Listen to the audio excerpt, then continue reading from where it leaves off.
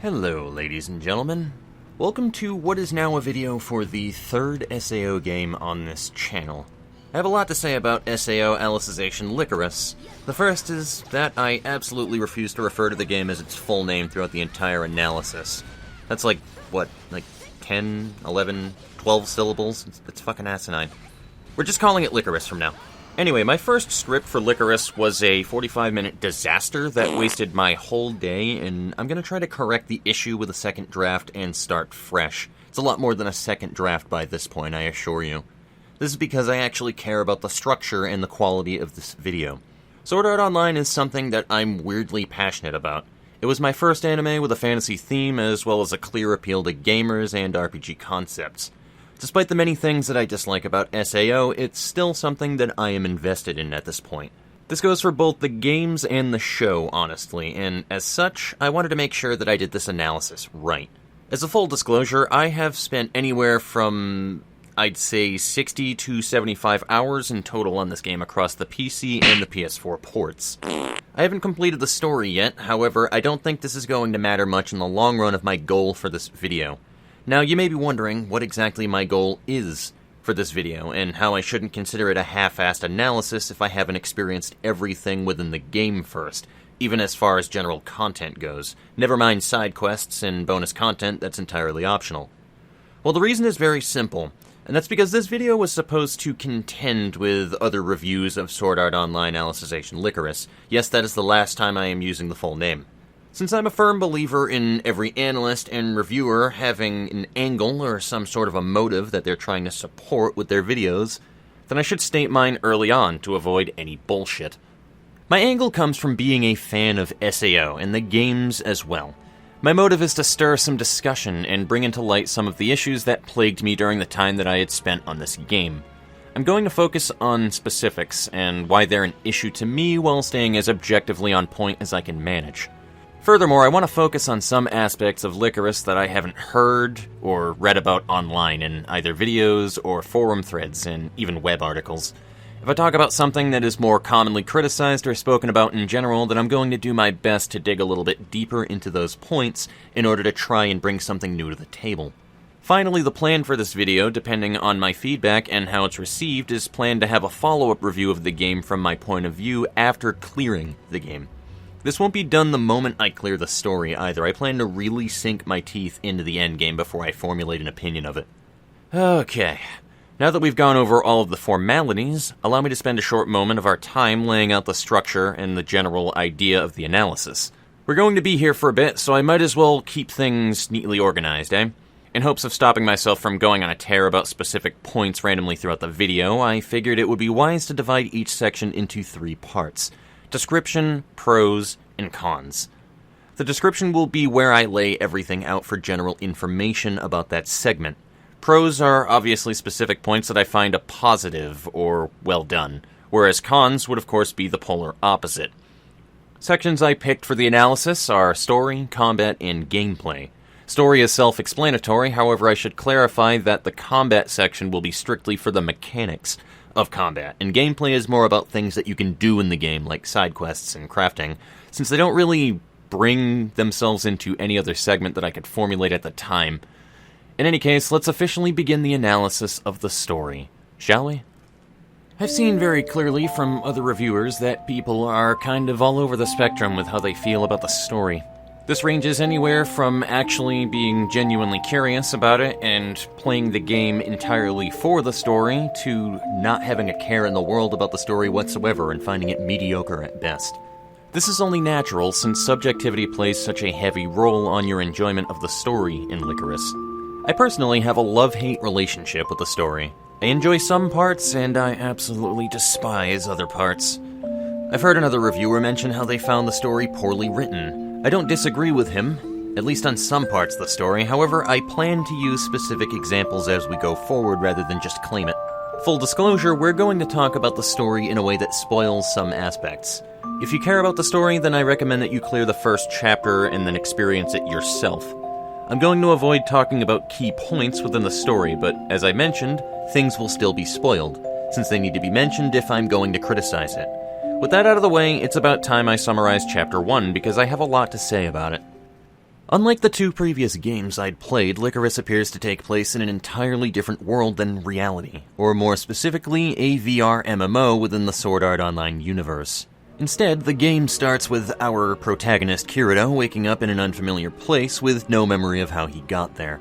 Shortly after, you will meet Yu-Gi-Oh, an average Joe who resides in the nearby Ruled village, who will eventually become best boy and without a doubt is no exception to some yaoi fanfiction out there on the internet because, Rule 34 is a thing.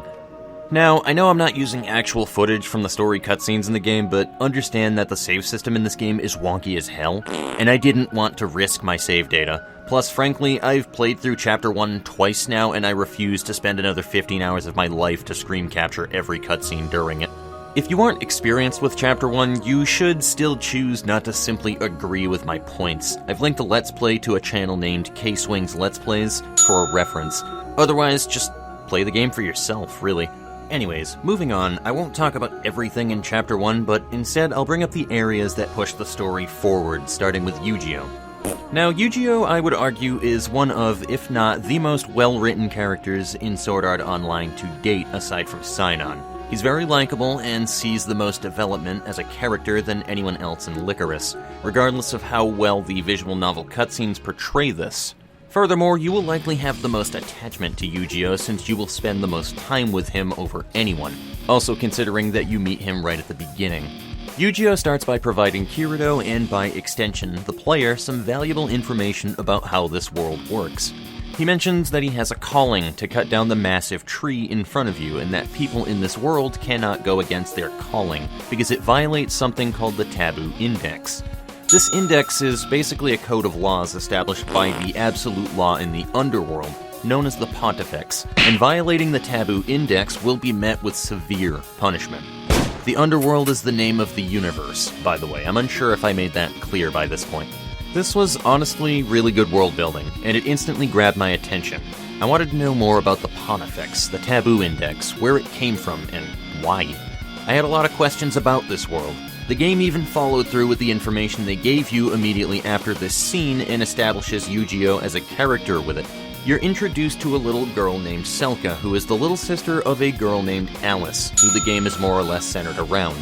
Alice is also someone that is very clearly important to Yu-Gi-Oh.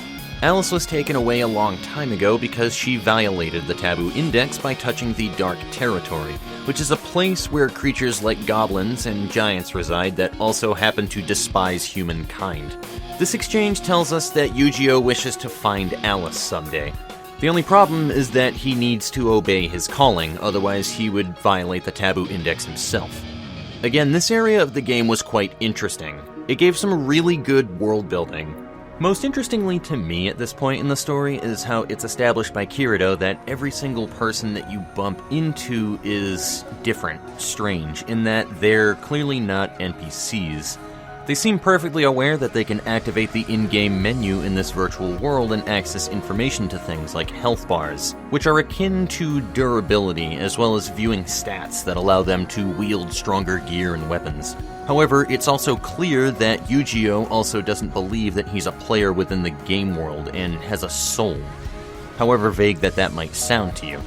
This is even present in the goblins that you fight in Chapter 1. It's very clear that many of the world's inhabitants behave like true people, and again, this was intriguing. Moving back to the story, the remainder of Chapter 1 will take place around Centauria, the middle of the world.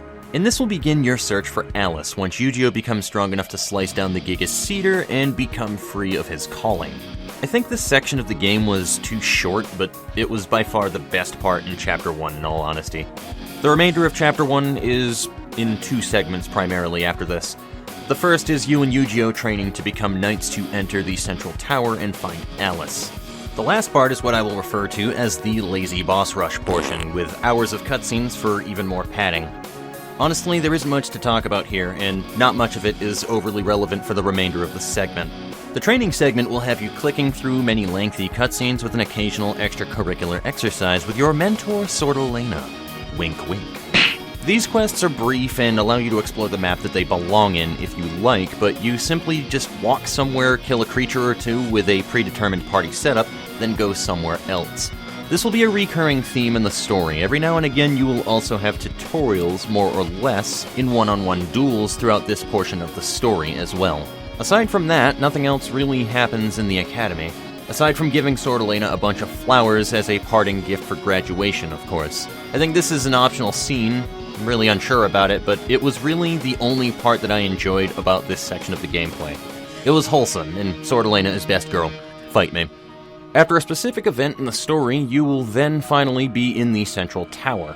If you missed it, by the way, this tower has 100 floors, because, of course, there's an obligatory reference to Aincrad. Trust me, there are far more references where this came from. The tower is the worst area in the game as far as I'm concerned. There's little exploring, if any. The entire experience is on rails, and it literally lasts for hours if you're paying attention to the cutscenes. You will frequently be thrown in duels against enemies that block and dodge almost everything you fucking throw at them. I was practically falling asleep by this point. I have more to say about this in the combat section, however, I think it's about time that we talk about the evaluation of pros and cons in this section, shall we? I'm going to start with the negatives because, dear God, do I have a lot more negatives than I do positives. Plus, I prefer to get the negativity out of my system so I don't feel so sour when I'm trying to give due credits. Let's start by addressing the most common criticism of the story, which is the length of Chapter 1. I mentioned it briefly, but Chapter 1 can take upwards of 15 or more hours to complete if you include dialogue. The start of the game is very restrictive with what you can do since you are slowly learning game mechanics until Chapter 2, where most of the game mechanics for combat are unlocked. The slow pacing of Chapter 1 will often exacerbate the problem presented with having the story restrict the player freedom so heavily. Many people attack the excessive length of Chapter 1 since it's a low-hanging fruit, I imagine. The SAO games are notorious for having long and drawn-out introductions, however, this is no excuse for such poor pacing. If anything, you would think Bandai Namco would have learned from previous games, rather than double down and crank everything up to 11. This long and boring first chapter is almost universally accepted, and it is an indisputable fact at this point. However, no one that I have met seems to criticize the story beyond Chapter 1. I would even argue that the story is completely at war with the pacing of the entire game, not just in Chapter 1.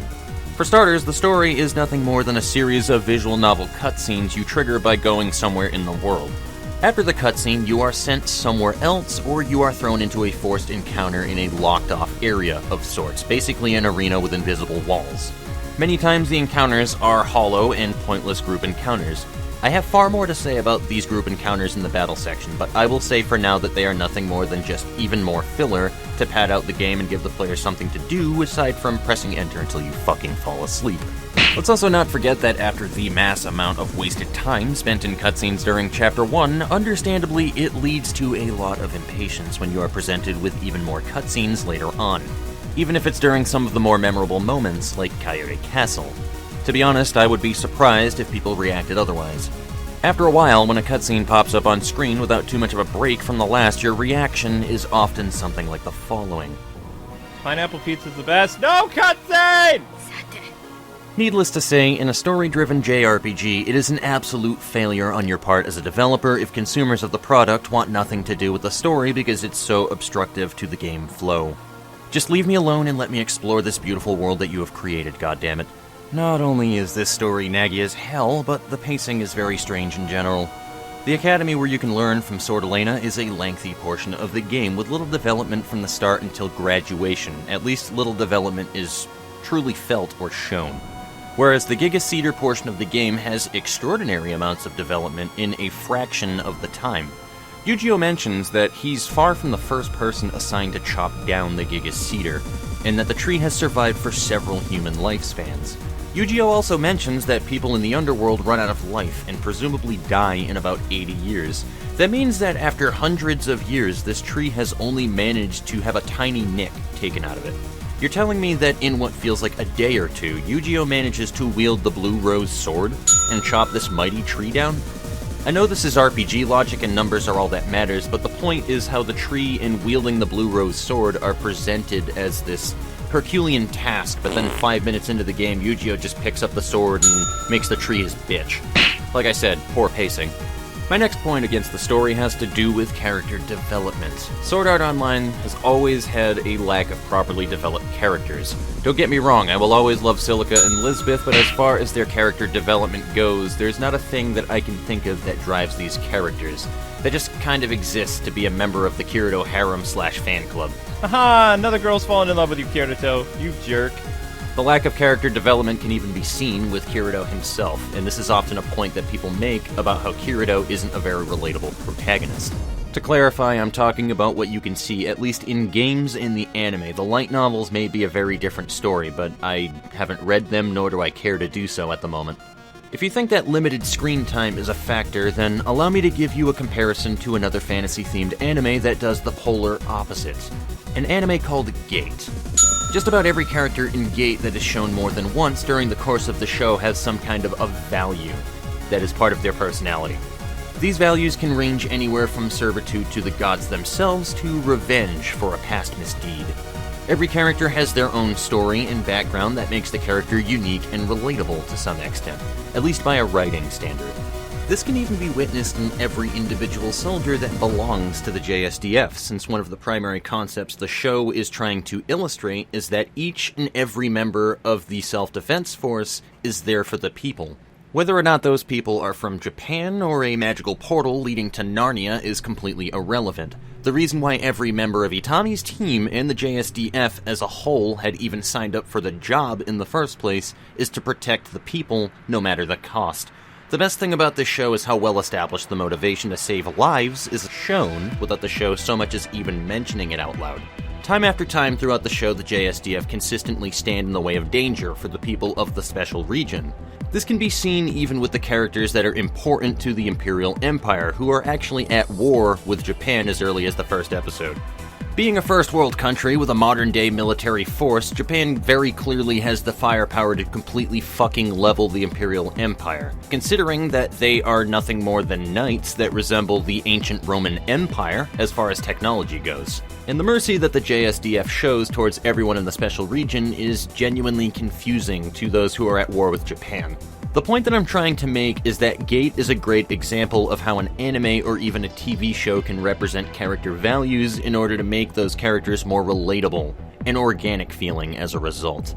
It also shows that you can accomplish this without holding the viewer's hand and force-feeding the point. This is why Gate will continue to be one of the most well-written shows I've seen to date in terms of establishing a character. That being said, let's see how Lycoris fares by comparison. Like I said, the series has been in need of a well-established character since Sainon, as far as I'm concerned. I guess Asuna, Sugu, and Yuki technically count as having motivations, but, well, Yuki is Yuki. She was a fun character, but as we all know, the writers decided to give her the old Yeller treatment. I don't think I need to mention the awkward romance trope that Sugu represents. And Asuna, despite how much I don't personally care for her, is at least something. She values being genuine, which is something I can honestly relate to, but it's nothing that she struggles with and learns from. Sainon, on the other hand, has an entire arc of the anime dedicated to having her overcoming her PTSD for guns due to a traumatic childhood experience. You're more than free to question the validity of a young child killing a bank robber with his own gun, but the fact remains that there are actual people who can suffer from similar mental trauma, and considering the capabilities of virtual reality full dive technology is unknown to us since we're not there yet, it seems somewhat believable. I'll be straight, I like Sainon. Her calm, cool beauty, analytical, and straight man demeanor is something that I can definitely empathize with. That's usually my role in my group of friends. The world needs smart girls. Fight me on this. But back to the point, this series lacks character development. Luckily, they tried to actually establish a number of characters in this Alicization series, which is good. The characters this story focuses on hardest are Yu-Gi-Oh!, Alice and the Integrity Knights, and Medina. I only have an issue with one of them. Medina is a god-awful character that I cannot stand whatsoever. She had a ton of potential with the way that she was established at the beginning. Medina is a noble of the underworld, a member of their caste system that typically will hold positions of power in military and the law. Her father dies of mysterious circumstances while attempting to accomplish a seemingly insurmountable task from the Pontifex. This places her in a defected status, and has dangerously damaged her family reputation as a result. This makes Medina a target of harsh discrimination from other nobles, considering that many nobles will exploit loopholes in the taboo index in order to derive some sort of personal gain. For example, it is against the taboo index to steal. However, if the object is returned within 24 hours, then it isn't considered theft. This means that many nobles have the power to make your life an absolute living fucking hell, just because they feel like it. This is fine as a plot point, and honestly, if this universe existed, this form of hierarchy-based political corruption seems incredibly believable and inevitable. After all, what are you going to do, report a respectable noble? Besides, it would really only serve to make you a bigger target. Overall, I like the way that the noble class is portrayed. However, the way that this game goes about other nobles' mistreatment of Medina is cheap and manipulative. This can be said about most of Medina's character arc that I've seen up to this point. Now, when I say cheap and manipulative, let me just point out that what I mean is that the effects of a character portrayal are shallow and vapid. For example, writing villains is a difficult thing to do, right? Genuinely, it is. So what would be a very easy way to make the antagonist dislikable? Well, just make him kick a puppy out of his way. Why? Because only an asshole would kick a puppy. Hilariously, though, there's a noble in the story that kills a cat that Medina grows an attachment to. Why? Because you're supposed to hate this character. This is a hollow attempt to make you feel a certain way. This is a recurring theme with almost every single noble that you meet, with the exception of Rani, Tease, and Sword Elena, of course. How awfully convenient that these three characters that you can also play as during the course of the game are the only three nobles that don't insult Medina or treat her negatively in any way. Meanwhile, on the opposite end of the spectrum, every noble that isn't a character they want you to care about is an overly annoying, selfish cunt. Not just that, but they are all the same overly annoying, selfish cunt. It's like every noble that you bump into in this game has some kind of a fucking checklist. Act like the world revolves around me. Check. Be sure to insult and talk down to everyone. Check.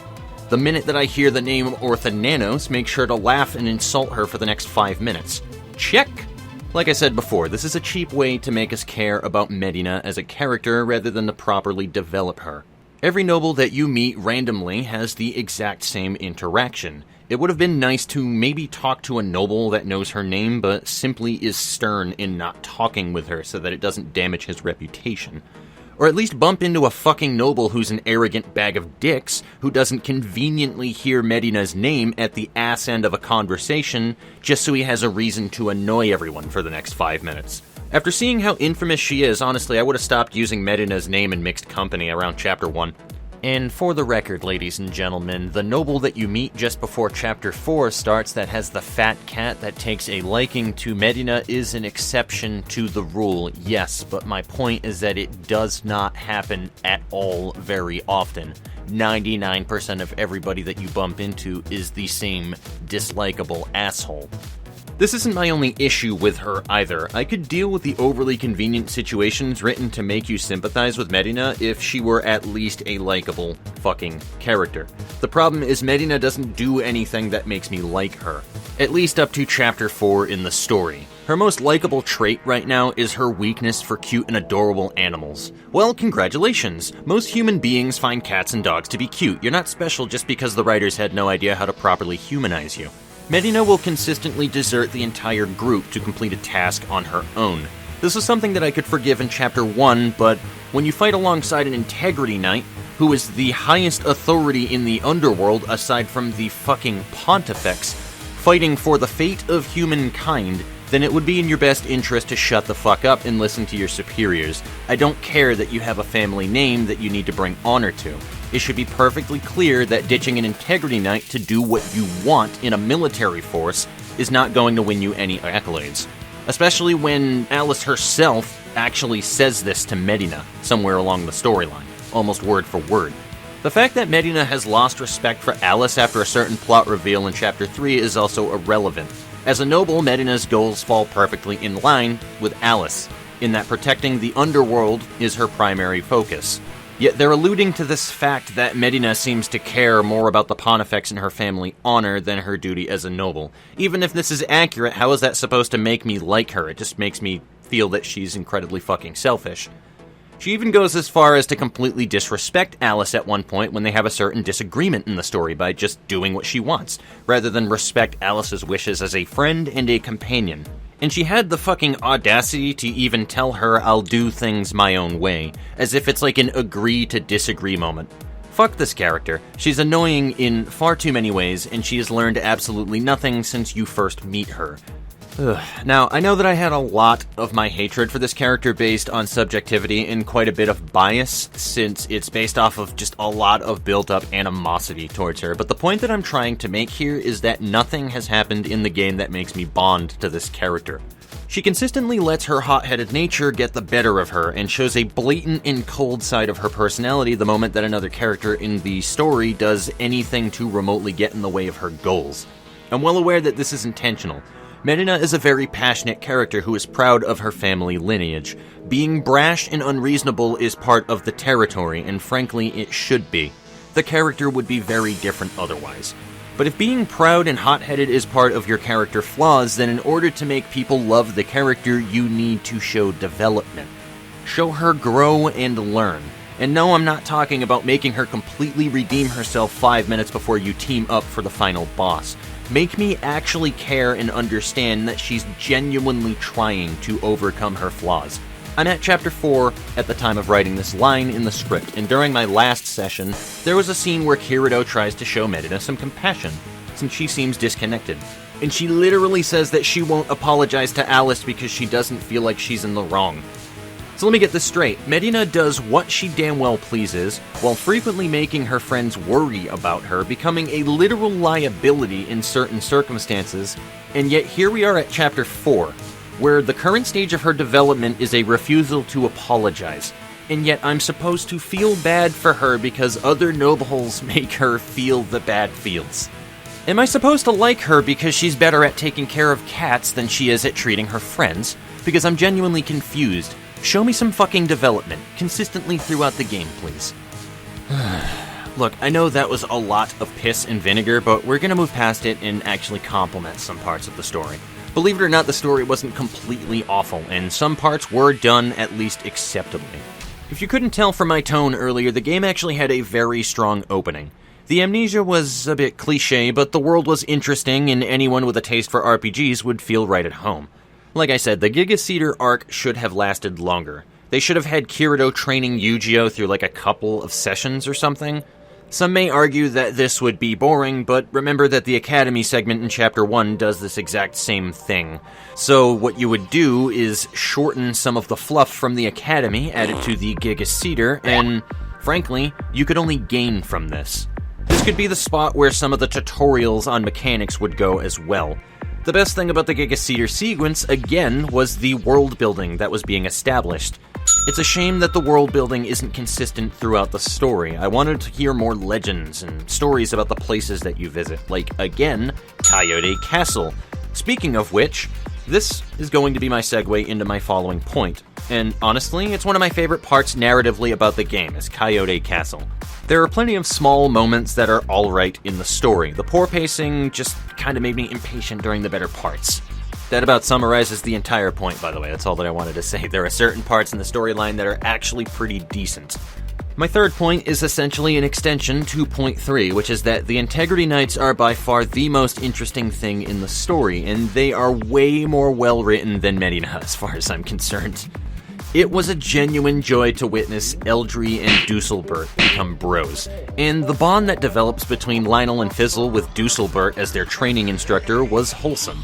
You could argue that this is also cheap, since the twins are simply cute, adorable little girls, so obviously us as people and Dusselbert would have a protective instinct, but you can genuinely see in previous interactions that Dusselbert has bonded with the twins. Being a man who has no memory of his former self, Dusselbert has found a new meaning in his existence through Lionel and Fizzle. It doesn't at all seem too ridiculous or force-fed or far-fetched to believe that he would develop a bond with them relatively quickly, given the circumstance that the Integrity Knights are in.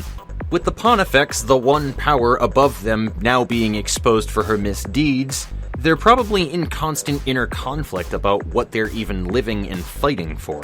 After all, we know for a fact that this is something that Alice frequently revisits as a thought throughout the story, is trying to find a reason to live, to exist. What is the point of what I am even fighting for anymore? And honestly, if there's anything in the story that I'm looking forward to, it would be the development of the other Integrity Knights that they will inevitably bring into the further chapters.